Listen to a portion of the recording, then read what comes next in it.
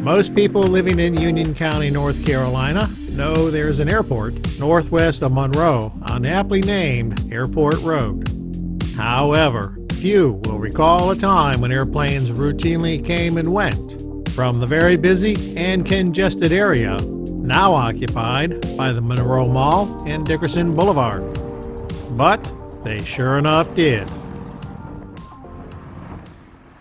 Before World War I, it would be a rare day to see an airplane over Union County.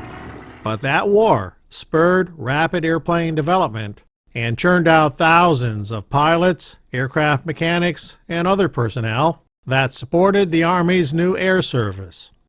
When the war ended in 1918, these people returned to civilian life, taking with them a newfound enthusiasm of flying.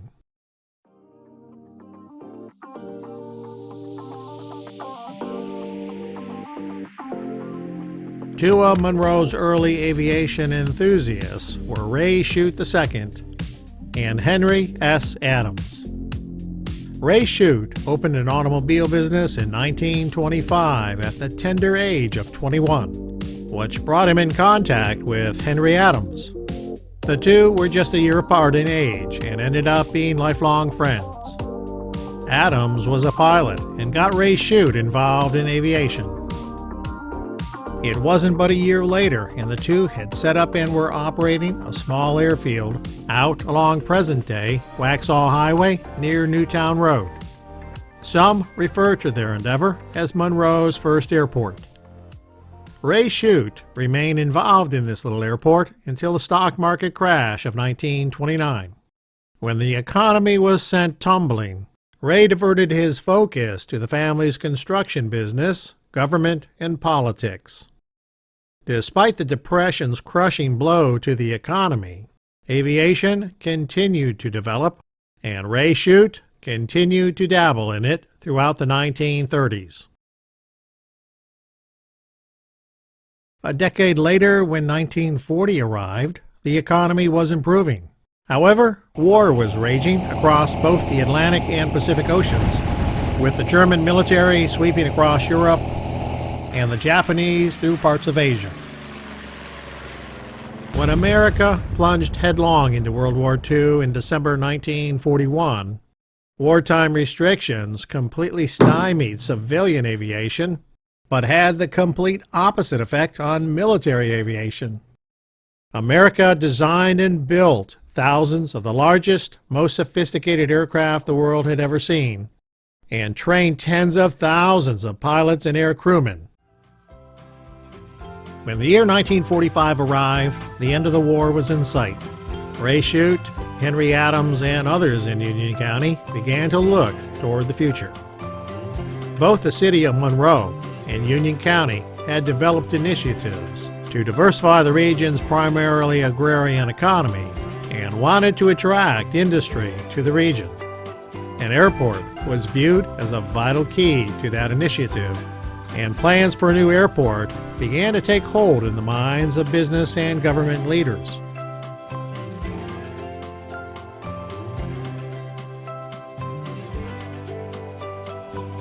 Ray Shute and Henry Adams formed the Union Aircraft Corporation in 1945. They joined forces with James Braswell, who had recently purchased 122 acres of pasture land with a view to turning it into an airport. The trio pooled their funds, talents, and ideas and got to work building an airport. The airport was a private enterprise endeavor, and neither the city of Monroe nor Union County had anything to do with it. In fact, when Ray Shute addressed the Monroe City Council on 25 June 1945, providing them with an update on the airport's progress, they wished him success, but made sure Ray understood the city would not be financially obligated for the airport in any way. However, they did accept Ray's request to give the airport a name. Union Aircraft engaged the assistance of CAA engineers for guidance, carved 3 runways from the pasture, and began building a large stone aircraft hangar at the southwest side of the field, where the airport entrance connected to Charlotte Highway. The runways and parking surfaces were all turf. It was low cost, easy to build, and would greatly speed up construction. Small, lightweight aircraft would have no problem flying off a well-kept grass runway. In July 1945, the City Board passed a resolution giving the new airport the most thoughtful and imaginative name of Monroe Municipal Airport, giving the illusion, if nothing else, that this was a city airport. This was, in fact, a sweet deal for the city. They got an airport, and it wasn't costing the city of Monroe a single penny.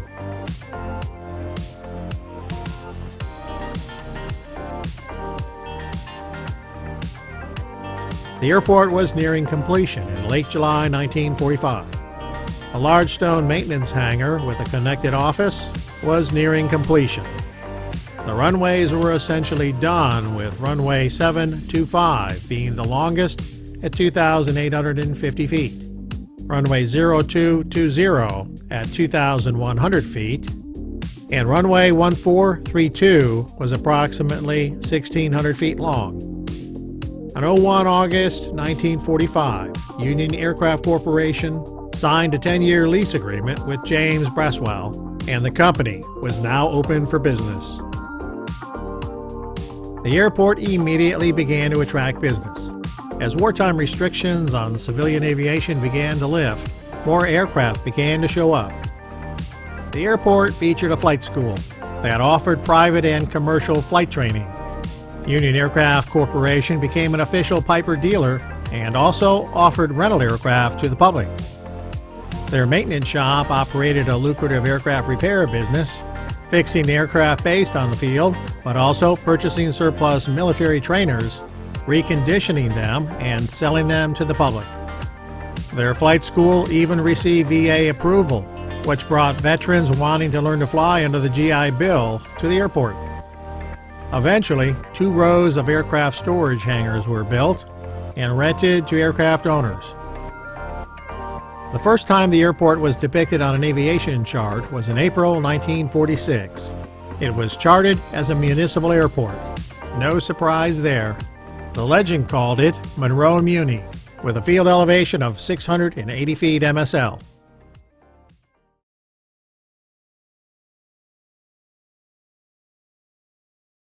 Three years later, the airport had become a hub of activity and business was good. Then, tragedy struck on Sunday, 4 May 1947.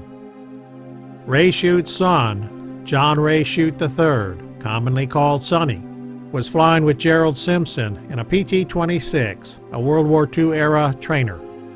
The aircraft crashed shortly after departing the airport.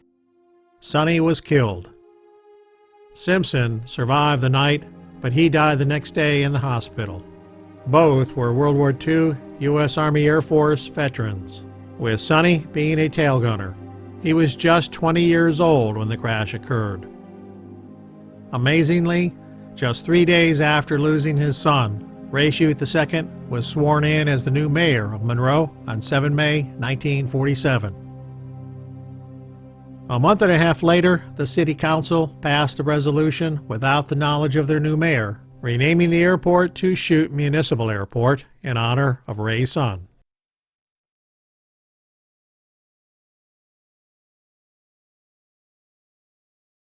In September 1947, James Braswell sold the land the airport was on to the Dickerson Corporation. Dickerson, Ray Shute, Henry Adams, and James Braswell all knew each other. However, the motivation behind the sale has been lost to time and remains a bit of a mystery. The Dickerson Corporation was a land developer and building contractor and based their company Beach 18 at the airport. The sale was made with the understanding it included the lease with the Union Aircraft Corporation. So, Dickerson knew that Union Aircraft would be there operating their airport until at least July 1955, maybe even to 1965 if they exercised their 10-year lease option. For the Union Aircraft Corporation, the only impact this had was a change in whom they made their monthly lease payment to. By the 1950s, the airport had avgas on the field and could provide minor aircraft repair. Charting indicated the field had portable runway lights upon request. I'm not sure what form these portable light systems took, but I suspect it amounted to not much more than parking cars along the edges of the runway with their lights on. But who knows for sure?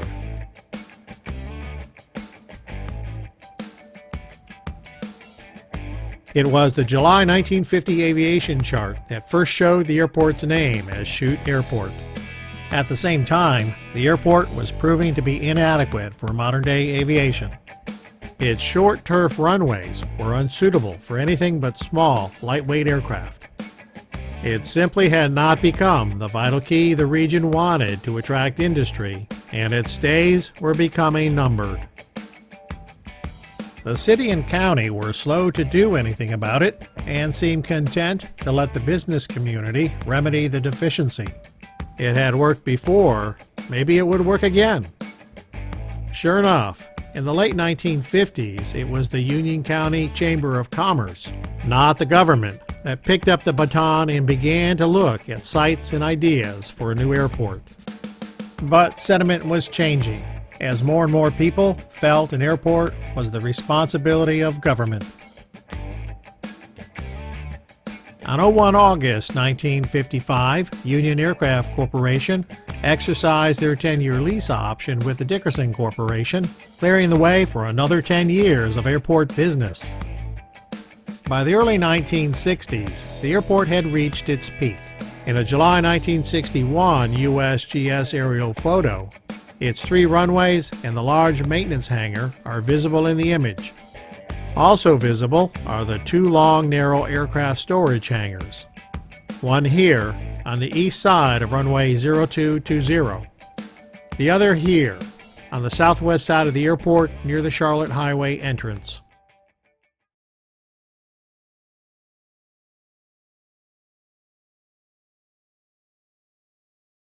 By mid-1964, both the city and county had been considering ideas on building an airport for several years. It wasn't until October 1964 that the city finally established an airport study committee to formally work on ideas and recommendations for a new airport. Then, in February 1965, Norvin Dickerson of the Dickerson Corporation announced the airport would be closing effective 31 July 1965. His letter emphasized the precept that a public airport was a public endeavor. As such, it was the responsibility of the government and not private enterprise. It was time for the city to get off the fence and do something about replacing the airport. I doubt this was a surprise to city officials, as there had been a lot of discussion about replacing the airport between business leaders and the city. Dickerson said he would likely continue to use the field for their corporate aircraft, but others would need to find somewhere else to put their airplanes. So, it looked like after July 31st, the city would no longer have an airport. When the April 1965 aviation chart was released, it was the first time that the floor of controlled airspace had been lowered from 1,200 feet to 700 feet AGL over the airport, which usually indicated the airport had or was getting an instrument approach of some sort, not something the FAA generally does for a private airport. Anyway, by May of 1965, the city was making progress on a new airport, considering several potential sites. It's very likely the Dickerson Corporation may have acquiesced in their decision to close the airport at the end of July 1965, when they saw genuine progress being made by the city. This is further borne out 2 years later in the April 1967 aeronautical chart, which continues to show Shute Field as a public airport and indicates they are still providing repair services.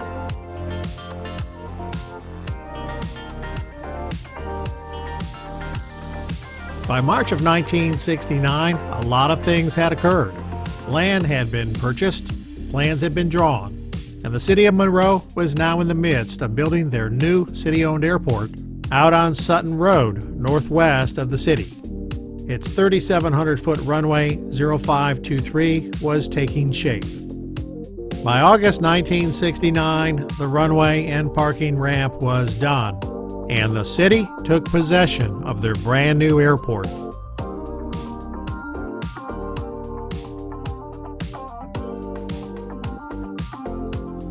The exact date that Shute Field was shuttered is unclear. I believe that Dickerson worked a deal with the city to keep the field open until the new airport was done.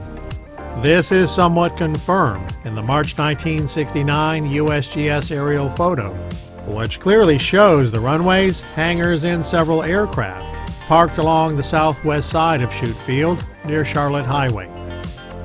We're safe assuming it was all over for Shute Field when 1970 arrived, but no one seems to know the exact date the last airplane flew off the airport. The 1976 USGS photo clearly shows the airport closed and beginning to disappear. While the large maintenance hangar is still visible, the two smaller aircraft storage hangars are gone. Runway 0725 is no longer discernible as Dickerson Blvd began to take shape, paving over part of the old runway. Runway 1432 is no longer visible, and only remnants of the old runway 0220 can be seen. Development is already encroaching on all corners of the property. It would not be long before the Monroe Mall and commercial development that was rapidly taking hold along the new Dickerson Blvd would erase all traces of Shute Field from the landscape.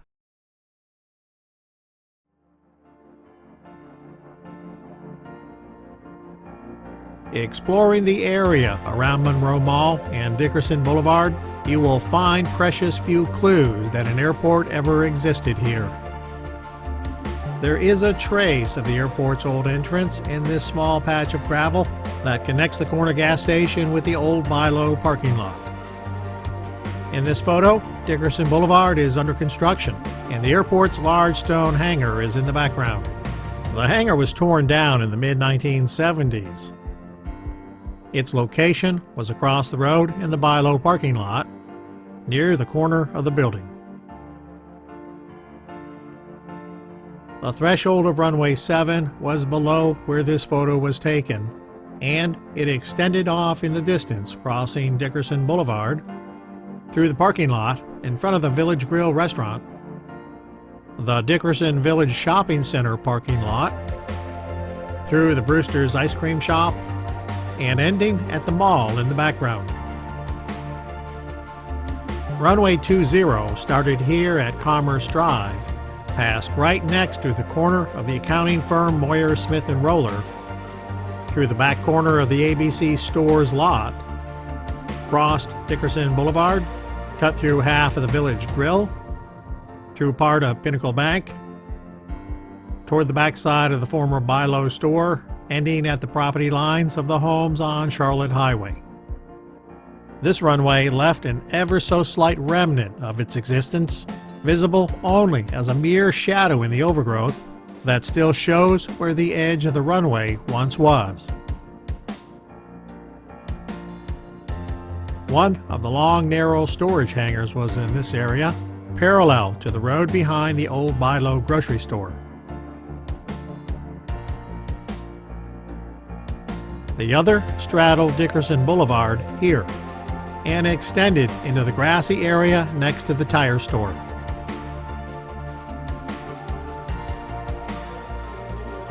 I hope you enjoyed that journey back into Monroe's forgotten aviation history. And just maybe you might remember the old Shute Airport the next time you travel down Dickerson Blvd or go shopping at the Monroe Mall. Stay curious, my friends, and remember, life is a journey. Enjoy the ride, and thanks for watching.